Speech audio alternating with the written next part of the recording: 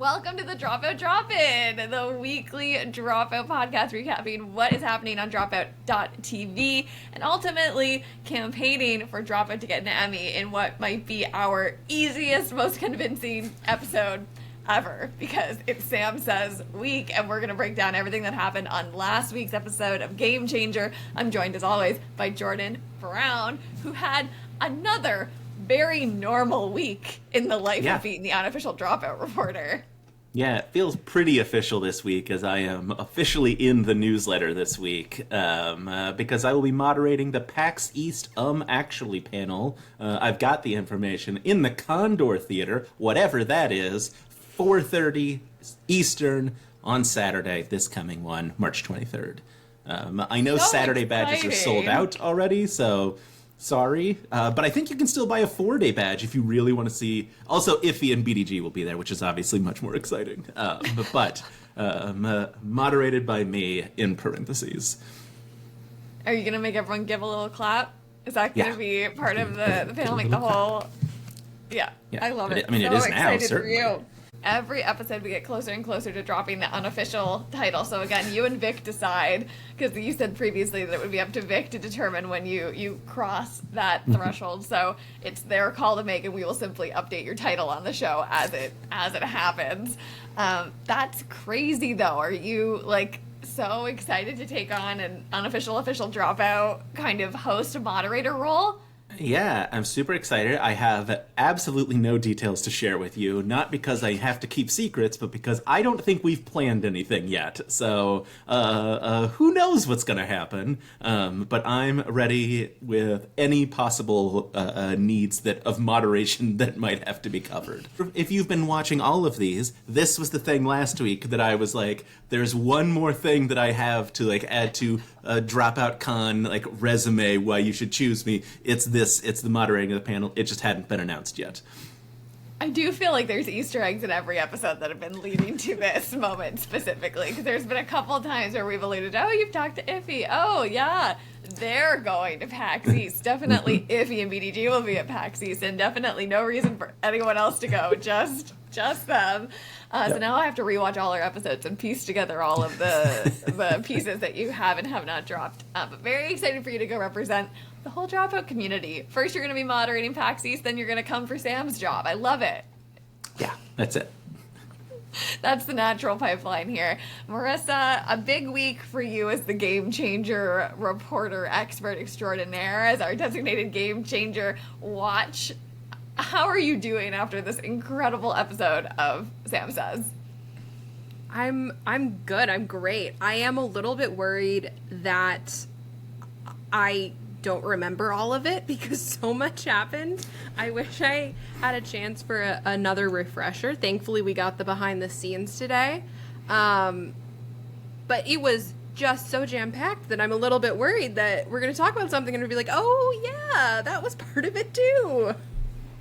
I'm sure the comments will let us know. 44-minute jam-packed episode. What a dream.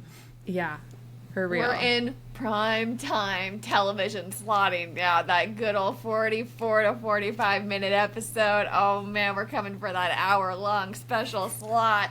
Jeopardy, see you, Sam. watch your back.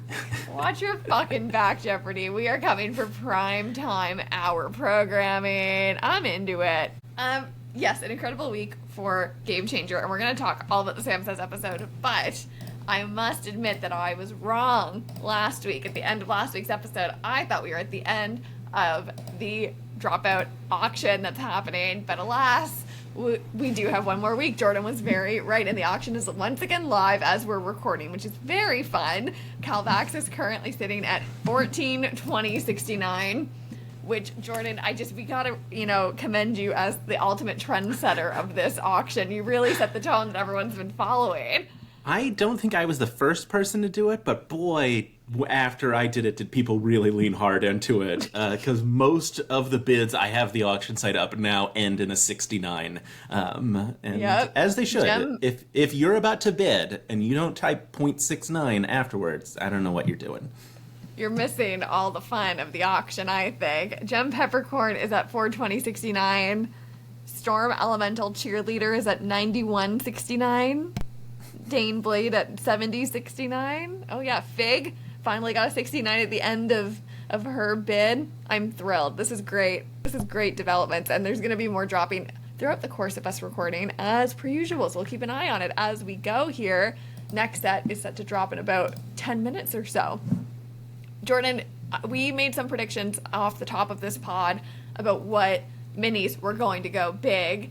Any surprises, anything in this round specifically? Because we did call out some of the ones that are in today's launch that you're keeping an eye on. I had said Calvaxis was my pick for the number one. I think maybe still is the case. Oh boy, I mean, currently leading the pack, but who knows? I am I'm surprised the Eggfort Academy building is over 1,000 already. I mean, at 1,000, but I'm not surprised that it's going to go for a lot. But that's a quick jump up to the 1,000. So I also feel like of all of the minis to place a bid on, or all the sets to place a bid on that you could not recreate on your own, like Calvaxis really makes sense as one to go high, versus I feel like you could pull off building the Adventuring Academy for yourself. Like, that's not a far-fetched build the way that a dragon in a business suit is.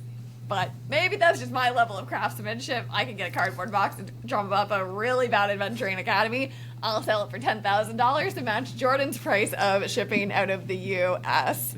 And with that said, a reminder that all of the funds from the auction go to PCRF. So you can make a direct donation if you can't participate in the auction, like most of us can't participate in the auction because the prices go so high. You can donate directly and learn more at ceasefire-now.com, and we'll come back in a few minutes and see how the auction's going. There's other dropout news, which is very timely to a conversation Jordon and I had last week. The Pinner Circle is here and ready for everyone to vote on, but I know we have a gripe. Jordon, would you like to launch our complaint into the dropout stratosphere? So excited. Love the Pinner Circle. If you haven't seen it, they brought back 16 pins of the month. One of those will be selected in a March Madness style bracket to be the champion, and then it will be on sale again in the store for a brief period of time.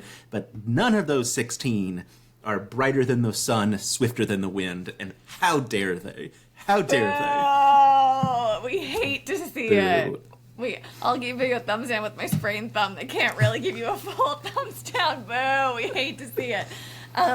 They did bring back one that you called out specifically last week, Jordon, the junk lady. The junk mother, yes. Junk mother. My head told me it was junk mommy, and then my mouth went, that's absolutely not what it is. Nope.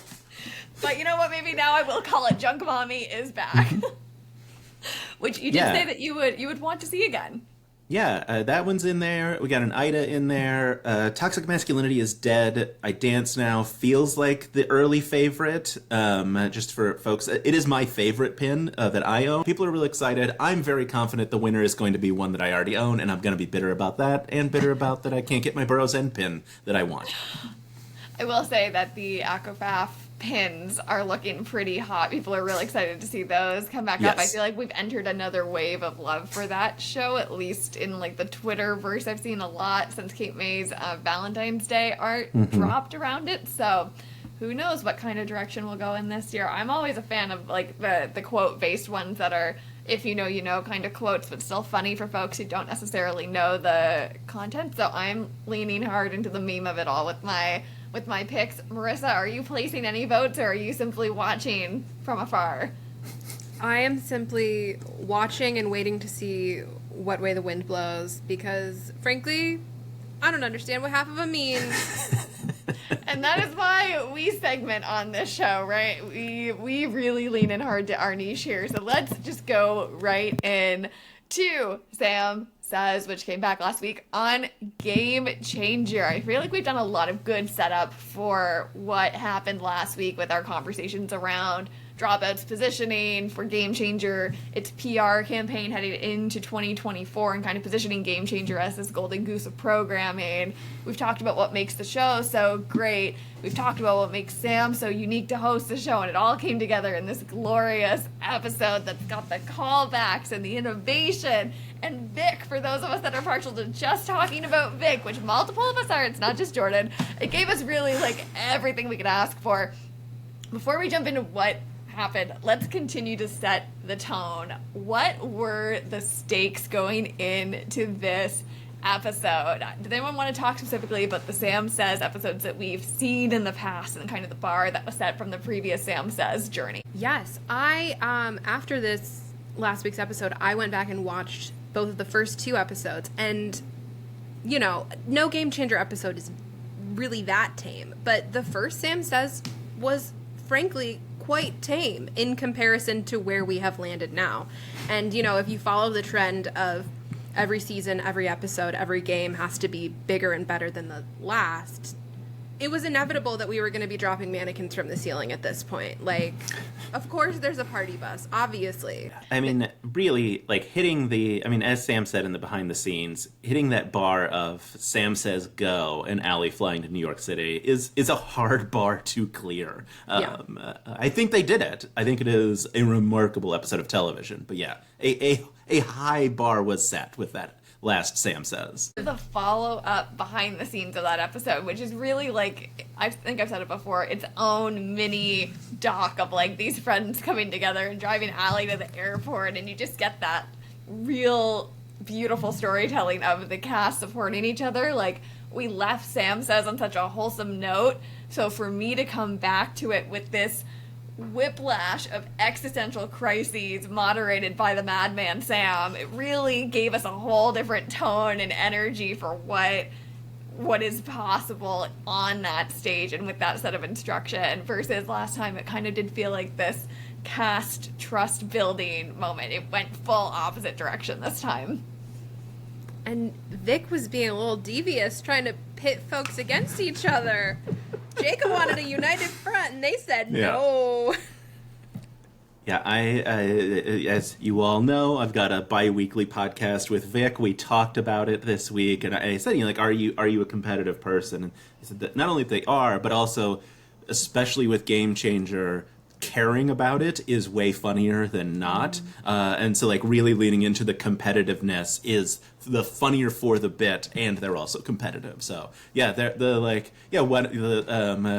was the Robert Reich one, I believe, where Jacob was like, let's look, or it may have been Henry the Pig. One of the two don't looks was the one where Jacob was like, what if we all looked? And Vic, immediately was like, 3, 2, 1, let's look. It's so funny, so good. And speaking of Vic, with that sniper comedy, with that like highly trusting energy that Vic brings to set, in my opinion, Vic says jump, I say how high. Vic says let's look. You almost trust them until you don't. Jordon, we have to address the controversy of the week, which is their conversation with you, leading to a Twitter social media sandstorm, leading to Sam tweeting that he is not a madman. What the hell happened this week? Sure. So, obviously, the most important question I had for Vic was, did you get to meet and see Henry the Pig? And Vic said, no, I didn't. That, in fact, like the first time they saw Henry was after the episode. And I was like, what a great clip. I'm going to just pop that baby out. It's going to do great numbers on TikTok, and it is. And then the behind the scenes dropped. And in fact, they did get to see the pig. And Vic fully was like in Henry's face, like scratching, telling Henry that he was a celebrity. I immediately texted Vic a picture of them scratching Henry with all caps, the betrayal. And I posted an apology to Sam, which he replied, thank you, all caps to me. I think what happened, I'm going to give Vic full belief here. They absolutely don't remember that it happened. That, like, once you hit the, like, Game Changer stage, it is just like a blackout experience. You don't remember, like, what happened after the fact. Because they texted back, like, I genuinely don't remember it at all. Sam had said the same thing to me, that, like, I don't think they lied. I think they probably don't remember it. And then I did send Vic the clip of themselves screaming in the behind the scenes, "Our friends are liars," saying that was me watching the episode. And they wrote back, all caps, Jordon, an accidental lie. So that is where we are at. So perhaps this was not a misinformation smear campaign against Sam, and it was simply the consequences of Sam's own actions of psychological warfare against his cast. Yes, I think so. I do want desperately to know if there was an alternative promo clip for the behind the scenes that dropped like literally just 2 hours ago for folks watching in the future. We usually don't even watch what comes out on Monday afternoon before we record this, but we specifically said we need to watch the behind the scenes before we record this because whatever they're going to show is worth it. And that leading social clip is Vic scratching the pig and saying like, oh, look, the pig is wonderful. Like, I wonder if there was an alternative promo or if they were like, absolutely not. We are dealing with the misinformation, and the promo is now Vic and the pig. I have no insight there, but yeah, it was very fun. Yeah, like, I mean, I had to watch it because I got so many messages so quickly when the behind the scenes dropped, because I had called Sam Reich a monster on social media this morning for not letting the players see the pig. That's how you know you've established a credible brand in the Dropout community, because not only did you do that, but then Sam's official statement in response was, I am not a monster, picking up on the exact language that you used. So I think we have cleared the air. We are all victims of the Game Changer psychological warfare. It's Sam's fault, really. He's too good at what he does. It's true. And Vic, I don't think we can blame Vic for not remembering that they did meet the pig, especially when you consider just how many things happened alongside the pig, including Don't Flinch, Swear Jar, Party Bus. There was so much that happened in this episode that just one of those things would have been the best part of the episode, but we really got the whole pizza pie in terms of some of the best bits we've ever seen on Game Changer smacked into one episode. The only thing that was missing for me was Katie coming back out with a Venmo on the screen. That would have been the only thing I would have added in this episode. Was Sam says send Katie some moolah to Venmo, please.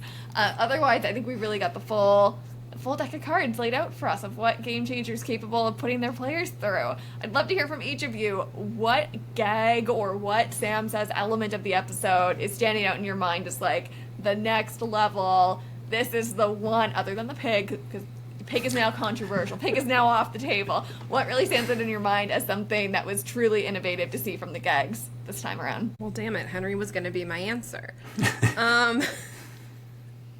The swear jar was pretty masterful. The giving points to the swear jar was like it's always a hat on Game Changer, but let's just keep building. We take one concept, don't swear. We take points away. We take those points and then we give them to the swear jar. It's masterful every time. Yeah, the swear jar is fantastic. I've seen so much speculation online that because the swear jar didn't like come into play at the end, that the game is still going and that the swear jar is going to come back in like the finale. I love all of that. I will say, as also part of my conversation with Vic, I said to them, I hope our video doesn't freeze, and then I waited to see if they would freeze, and when they didn't, I was like, so the game is probably over, right? And I was like, because I had considered emailing Sam to see if he would hop on to deduct a point from Vic for not freezing after I said freeze, and Vic was like, I would have been so upset. And they, because they said, and this was in the behind the scenes, they talked about like that the cast members don't trust any emails anymore, and Vic said that when they got the email for VIP, they thought it was a Game Changer trick. And I guess Vic is allergic to shellfish, and they were like, I thought they were just going to come in and throw lobsters at me until I died, and that was going to be that's what this actually was. So Sam has truly broken the cast. Could you imagine getting one of the most, what I fully just assumed to be profound emails of your career offering and wanting to develop very important people, and immediately assuming because of what you've been through, being an employee of Dropout, oh, it's a bit for another game with Sam and not an actual chance to develop something groundbreaking for improv comedy. Wow. Yeah. Versus, compare that to Iffy, who was very forward about getting the email about I'm actually, and being like, yes, what an honor, I'm Yes. on it. Vic having a 180 experience, being like, what is this? I don't trust it. What is this trick? Vic. Yeah, I think for me the my favorite game is the freeze game, because I love the almost indecipherable, you freeze whenever anyone says freeze, not just when Sam says freeze, like rule of it. I mean, it's like, not that it's in the moment, like hearing those sentences just like obviously fully broke Vic and Jacob's brain, like in the moment of just like, wait, what are we supposed to do? And then having it like in the song, having Kimia say it, like brilliant use of just the cruelest prompt. The song I saying, will- if you're still dancing, you just lost a point is... Again, it's just like they take it and then they go even further. When the songs first started, I had an immediate reaction, and I'm not sure if you guys had a similar reaction of, like, my chain of thought was, wait, they can't play music on these shows, which means this is an original song, which means they're all about to lose points. And as I was going through that train of thought, it, like, happened in real time, and I was like, oh, that's so good. But also, why wouldn't the contestants expect, like, why wouldn't they know, of course this isn't a real song, like, there's gonna be something bad in here. So I ate it up. I thought that was very, very clever. I really loved the, just continuing like on that kind of train, the one-upping challenges where the cast could not be united. They had to compete individually for the points, and I thought they really brought in the range this time. Vic doing slow-mo, Cam, hair, flip, and Lou with the foot and the baseball bat with the cookie, like individual moments to shine. Jacob doing the incredible animation, living out sword in the hand. Like, there was just so many cool individual moments for all of them to show their strengths and like different takes on comedy, where like very hard to pick a winner when they're all so different at what they do. But I liked how it kind of broke up the idea that you can't be a united front. You've got to do different things, and you're going to be rewarded for it, or you're going to have points put in the swear jar for it. Very interesting way to keep the momentum and the fragmentation of the show at the forefront, and not letting the players like trip the power balance back. Although they did, and Vic especially managed to do it with the swear jar. Everyone cursed to get to the same level. They were brilliant for that one. So I think if my math is correct, Vic still would have lost even if they hadn't brought their points down to everyone's total. Like, if they, I think Vic was not in a high enough lead to have survived how many times they didn't say "daddy" on the bus. If I tried to do the math, I'm not good at it, but I'm pretty sure I'm right. Like, having talked to Vic about the party bus as well, the three of them expected that the game was still going. But they thought it was going to be like a how well did you party, and so that's why they were like playing all those games and going super silly and like wild on the buses, because they thought they were going to come back and be judged on like the quality of partying. They obviously didn't realize they were going to come back and be like, you swore this many times, you used people's actual names, you didn't freeze, like you got like those points deducted, which is, I mean, very clear at the end of the episode. They are broken human beings. You get the beautiful Renaissance painting of Lou sitting and Vic with their back turned, and Jacob like standing with a beer, like just absolute art that I hope is on a wall somewhere very large in the Dropout offices. I have to talk about Don't Flinch, the body drop, which might be one of the best gags of all time on Game Changer. The elevation of the air horn to the little mini Sam popping out of the podium to just a full mannequin falling from the ceiling, like... They can, what can, I feel like I come on this show and I'm just like, it's bigger and better than ever. I love it so much. And but that's just what continues to happen. And couple that with the PA walking in behind Lou and like touching his back just to let him know that like the PA was behind him, and him like having a new giant reaction of it was just so good. Yeah, Lou's screaming obscenities and like if I don't curse when a body falls from the air, like just, oh man, I loved all of it. And it's so funny because watching it, I remember when Chloe Badner posted the mini suit that they had for the puppet, and they were like, "What do you think I'm working on?" And like when the body dropped, I was like, "Oh, that must have been the mini suit." I'm like, "The mannequin looks bigger than that, but I guess I was wrong." And then obviously the puppet comes out a little bit later. I'm like, "Oh, they had multiple suits for different Sams this episode." Oh, that thing where I was like, I'm gonna forget something that happened in the episode. I forgot about the puppet. We gotta talk about Sam Reich. So good. I love Sam says that the rule is Sam says. Another one where like in the moment, I'm sure, just like so indecipherable to keep track of what the rules are, and the two of them bouncing back and forth. So good.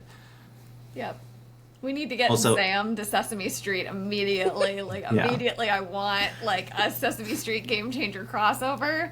Well, I don't know if you all, when you're playing along at home, my wife and I audibly shouted for Vic not to do things, like we could somehow help, like at Salmon Says. It's like, no, Vic! No, he didn't say Sam! Which... 100%. Yeah. Every time. In fact, I was so into it this time, so I had to get up and refill my water, and I was like, I'm just gonna let the episode keep playing. And I got up. You will not believe the timing of this. And I stood up and was walking around my couch away from my TV to go refill my water. And I swear to fucking God, the second I was out of frame from the TV was when Don't Flinch happened. And I full body factory reset it. Everyone screaming and was like, what the hell just happened? I'm never walking away from an episode of Game Changer ever again. So not only do I yell at the players, but in fact I yell with the players sometimes, and also lost that challenge immensely. Yeah, it was a big moment, and then I had to go back and rewind and watch it and then pause it and then refill my water and then come back and then continue. So that was my big moment of the episode of being like, you know better than to try and walk away from this show. Watch it exactly as it's happening. Oh, I thought for sure that there was going to be extras coming out at some point. I thought it might be Sam doing like a lineup of people dressed as Sam, but instead they had that incredible paparazzi segment, which I thought was such a fun build on bringing extras in to be a part of the moment. Just pure chaos. Lou lifting the shirt and being like, this is explicit. You can't publish this. Very, very funny. So good. Question for you all. Where does this rank in your favorite episodes of Game Changer? Mine is my 2. It's also number 2 for me right now. Okay. It has yet to be defeated. But what can touch Escape the Green Room? Yeah, I say, like, I went back and watched Escape the Green Room last night because I haven't seen it since it aired. And I was like, okay, Sam Says 3 might be better than that. It might be. And I went back, and I think it's close, which is really saying something. But I do think Escape the Green Room is better because I was going to say magic, but, like, it quite literally is a magic trick. So it's perfect. Yeah. I have a third contender to throw in the mix, which is my ultimate episode of Game Changer is Mountport. Yeah. I knew you were going to say that. I was like, Liz is about to say Welcome to Mountport. It was literally game-changing. It spun off Play It By Ear. It gave us, like, one of the most incredible bits of all-time Dropout content. I still want to see the full musical on stage. So I'm not sure what they did in that episode. I'm not sure if it is the best episode of Game Changer, but I still have yet to do an episode where I remember to put on my producer hat before we start filming, but if I put my producer hat on, it was one of those rare moments where they tapped into something so much bigger than Game Changer. They tapped into something that they rightfully did flesh out into its own vehicle and move, and I feel like that's the beauty of this show specifically, is testing and going big and broad with ideas to really play with what people will love and not love. And on that note, I'll say one idea that I really desperately need for them to bring back, because it was lost to the pandemic episodes, was when they did Jeopardy. And that Jeopardy map was all about, like, the boats and the voyages and the lore and the riddles. And I think that medium was a little bit lost on just the pandemic era of content creation and how much was going on. And if they were to do that in studio with a bigger monitor and bigger stakes and set and sound effect, it would be another expansion on what Game Show can do in the Dropout universe. So that's kind of what I look for in these episodes, is something that can expand and build and show growth. Escape the Green Room was that. Sam Says is that. These like little moments of like pure comedic genius that kind of unravel into something bigger do it for me. That's the fun of the show. I think the thing that kind of unites all of those like favorites of ours is the giddy delight of Sam Reich. I think like the show is at its best when he is having so much fun. Like him watching original cast recording unravel in front of him. It's the same with the Shakespeare episode. He's just amazed by what is happening in front of him. And then like Escape the Green Room and like Sam Says, he's always like twisting his mustache, enjoying the chaos he's created. And I think like sort of having him as a proxy for the audience sometimes is when the episode feels most successful. Look, I think Sam is a very good barometer for what is sort of brilliant television. I know he's talked about, like in these interviews before the new shows started coming out, he had talked about like very important people was something that he was like, this felt special, like we were creating something really special and amazing. And I think he's right and not surprising. But yeah, when he's on set for a game most changed and it's like, no, this is different. Something when he's wowed by something, or when he's full villain, is just the best. Yeah, fully agreed. I will use this to segue into, and we can come back. There's more conspiracies I'd like to unpack as a group here and more expansion of Game Changer, but we usually finish our episodes with a little bit of wild speculation, speculating wildly, and I do have a very specific one that relates to the conversation we're having, which is in the behind the scenes today. Sam says, haha, get it, because it's a Sam Says episode, but he did say in the behind the scenes that he only likes to do things 3 times, and that this might be the last time they do Sam Says, but I could not be in stronger disagreement to him, and this is coming from someone that watches what he does and sees it as a bit of a pace meter for how far television can go. He obviously has great sense for developing his shows and episodes and concepts and constructs that they build within, but I think earlier in the episode when they were talking through that big finale and they share his initial pitch for how the episode could have ended, which was tag, you're it, going to the desert, remote podiums, and that scale, I was so excited listening to that because it does show a different lane of growth that Game Changer has not expanded into, other than Allie going to the airport and flying to New York. Like, it shows that wider outside of the literal box of the studio take on Game Changer. And you've seen it like in bits and pieces, like when Grant went outside during one of those episodes way back and was like pitching a date to someone on the street, and like they've had like bits and pieces that move the needle in more like into the world ways. But in my mind, it's like I see that kind of idea, and I wonder if Sam sees it in the sense of, let's develop something different that is out in the world and out in the open and keep Game Changer inside of the studio, or if there is a world where Game Changer becomes in and outside of a studio setting.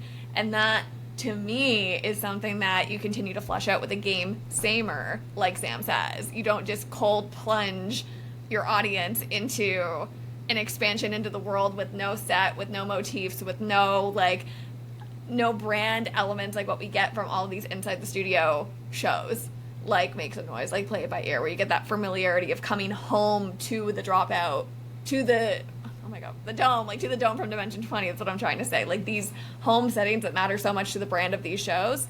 I don't know how you escape that. I don't know if cold plunging your audience into something completely removed from that setting that we are all accustomed to tuning into is a way of expansion that would necessarily work for someone like me, but I'm very happy to be proven wrong, Sam. I just feel like throwing out one of your most successful game samers, it is a really easy avenue to test things like that, is something that I would not recommend, or something I'd be very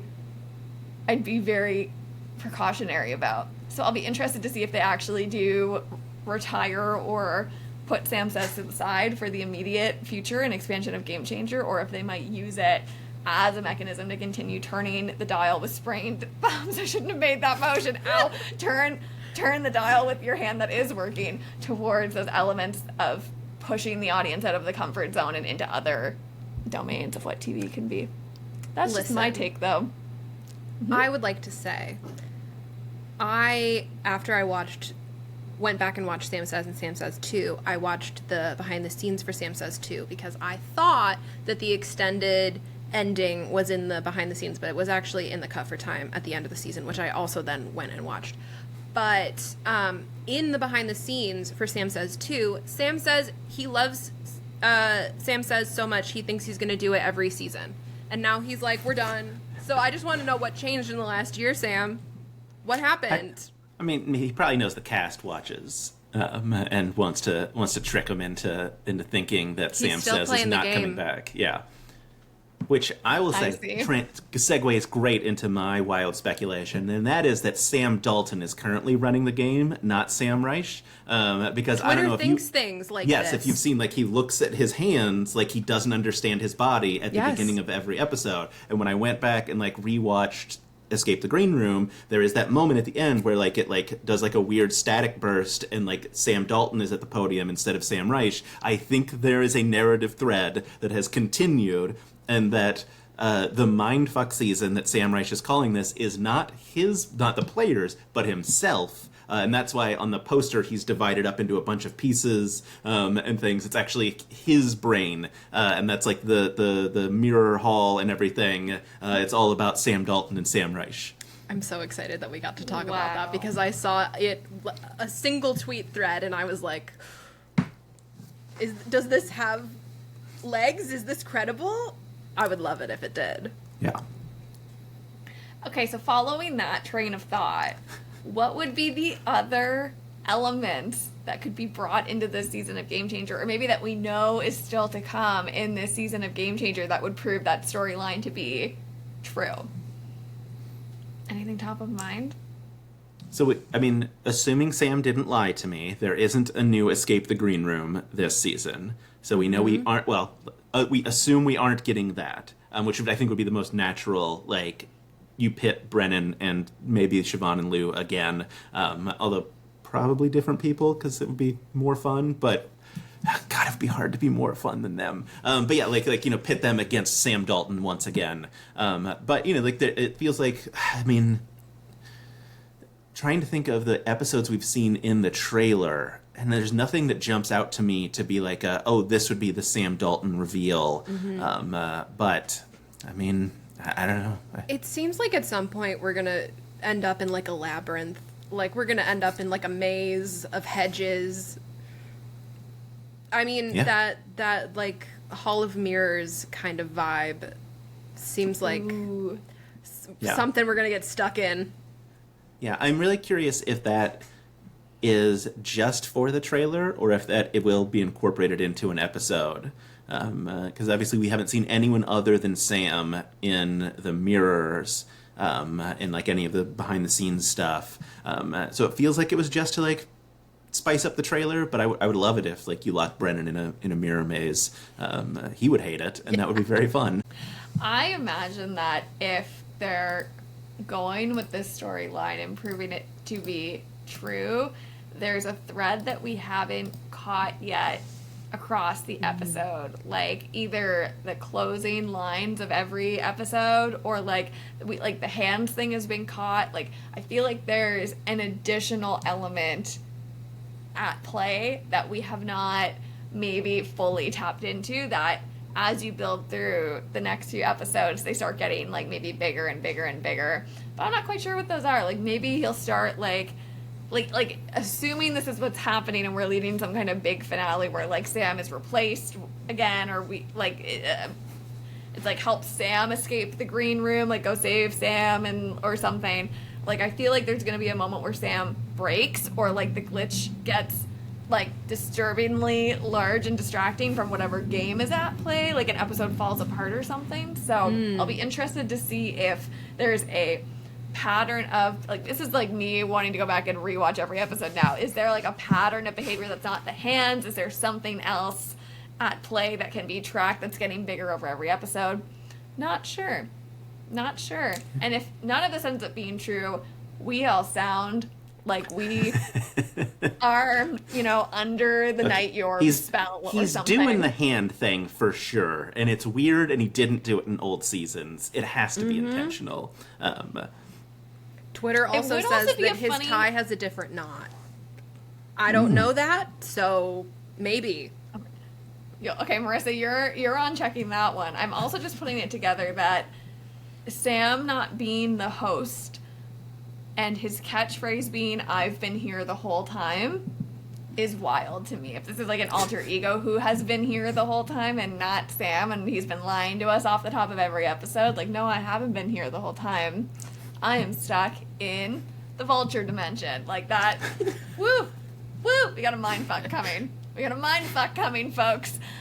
Anything else we want to speculate wildly about, or does it get bigger than that? I don't That's see all how I it got. can. Yeah.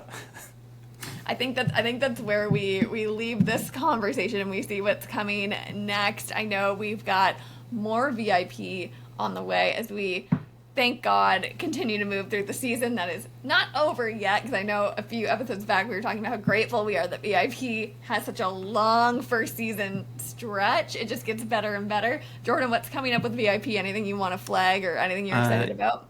Yeah, Oscar and Giovanni are not twins. They're married. And that's so upsetting. Yay! One of my most anticipated episodes of Very Important People, to be perfectly honest. Marissa, anything that you're looking forward to? Not that well, yes, obviously I'm always looking forward to Actually, but I loved the Actually Dirty Laundry crossover that we got recently. And if that's just the second episode of the season, what's coming next? And may I just say that I very accurately predicted that Lily Doob would absolutely stunt on that couch and do exceptionally well. And honestly, was I wrong? It was Lily Doob's episode. Lily was playing the game incredible. Yeah, I agree. Actually just continues to get better. Jordan will get the scoop at PAX East this weekend and bring it back. I'm also looking forward to entering this second half of Fantasy High Junior Year, which, before we go, let's check the Oh auction my one more god, time I just hit refresh. In sync. Anything standing out to you? Oh, Yeah, shout out Element Calvaxis. Cheerleader. Read it out for the people, Jordan. $3,141.69. Oh, excuse me, 59 cents. A wild 59 transition. That is wild. Figure Fayette at $1,269.69. Fabian at $1,666.66. Immaculate. Also very good. Yeah. Nice. Bill Seacaster has passed the 2,000 mark. Aylwin is at 666.69.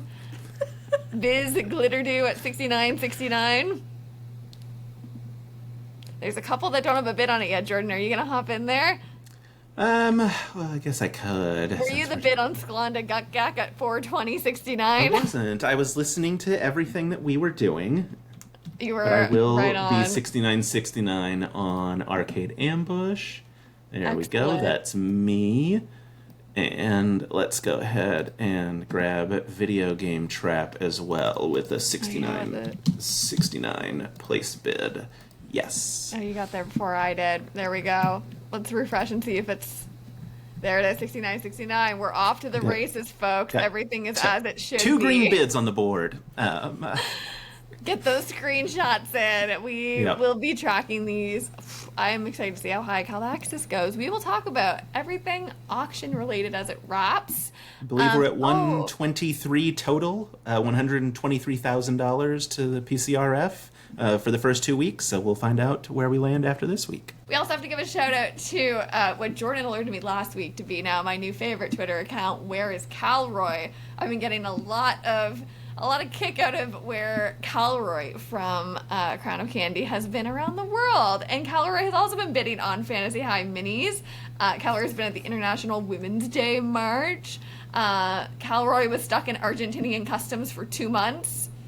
Calroy's off to the races with lots of adventures. So I'm very excited to see where Calroy goes next and where the auction continues to go. Very excited to watch this week. Everything happening with Dropout entering the second half of Fantasy High Junior year. Everything continues. We'll be back next week with more. And we'll be back with more chatter from PAX East when we hear whatever Jordon's able to uncover with Iffy and BDG live. See you all next week on the Dropout Drop-In. Thanks for tuning in. Keep your thumbs not sprained, folks. Bye.